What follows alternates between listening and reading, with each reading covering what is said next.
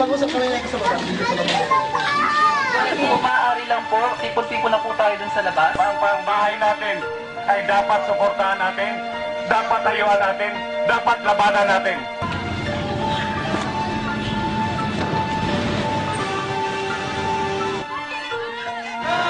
Lumapit kayo nang makita nyo ang hinahanap nyo! Isipin nyo kung bakit taong bayan ay lumaban, dahil walang maganda at maayos na usapan. Kaya kapayapa ay kanilang tinalikuran, dahil sa mga nakaambang demolis sa tirahan. Ito ang pangyayaring nagmarka sa karamihan, na umukit sa isipan na hindi malilimutan. Tahimik na lugar ngayon natuto ng lumaban, dahil nga karapatan nila'y parang tinatapakan. Nangako siyang bibigay niya ang mga lupa sa mga tao, kaya nga siya ay binoto at napaupo sa pwesto. Ngunit ba't biglang nagbago? Pangako ay napako, ang inasahan ng mga tao ay bigla na lang naglaho. Nang parang bula, matamaan sana ng tula, ang bandera ng pula na magaling lang magsalita. Ngunit kulang sa gawa, ang mga tao ay kawawasan sila magsisilipat. Ano yun, sila nang bakala? Lahat ng tao ay may karapatang mabuhay ng tahimik. Kasalanan ba nilang napatira sila sa gilid? Porque bata guys, squatter dapat mo nang husgahan. Okay lang na magtimolis basta merong lilipatan. Hindi yung parang basura na pahalan ng kumalat. Imulat mo ang iyong mata, titigan mo halikat. Pagmasdan ang pangyayaring nasa kanta na to. Gusto mo pang maulit pa ang malagera ng Silverio? Hindi natin masisi ang alagad ng batas. Sila'y mga tauhan lang ng taong mataas. Meron lang silang sinusunod na pag-uutos.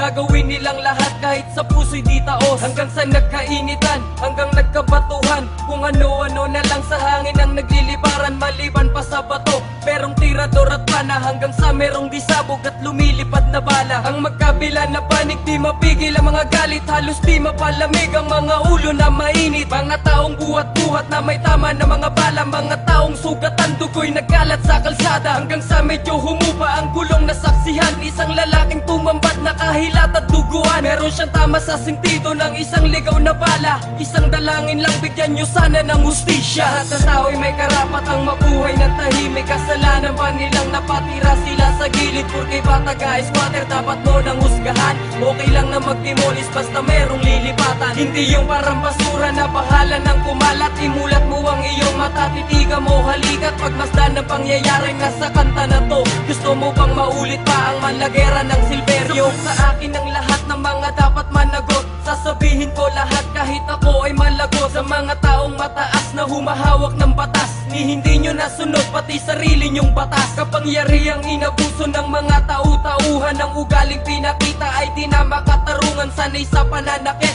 palong humahagupit. Mga tinatamaan, halos mapunit ang damit. Pagmasdan nyo ng maigi ang matandang iginapos. Masdan nyo ang mukha niya may bakat pa ng sapatos. Meron pang ang isang lalaki na pinagtulungan. Kay kamatayan siya ay parang nakikipaghabulan. Nakikipagpatinterong nanguhuling sibilyan. Bakit pala nanguhuli? Bet may tsapa rin ba yan? Pati ba naman trabahador ng gasolinahan? Nanunuhod ng uhuli, ano ang karapatan? Tingnan nyo naman yung nakaitim na kasuotan. Parang bumabaril lang ng ibon sa kalangitan. Gusto ko lang mabago ang sistemang ganito, dahil ayoko nang maulit malagera ng Silverio. Lahat ng tao'y may karapatang mabuhay ng tahimik. Kasalanan pa nilang napatira sila sa gilid. Porque bata guys, squatter dapat mo nang husgahan. Okay lang na magtimolis basta merong lilipatan. Hindi yung parang basura na bahala ng kumalat. Imulat mo ang iyong mata, titigan mo halikat. Pagmasdan ng pangyayaring nasa kanta na to. Gusto mo bang maulit pa ang malagera ng Silverio?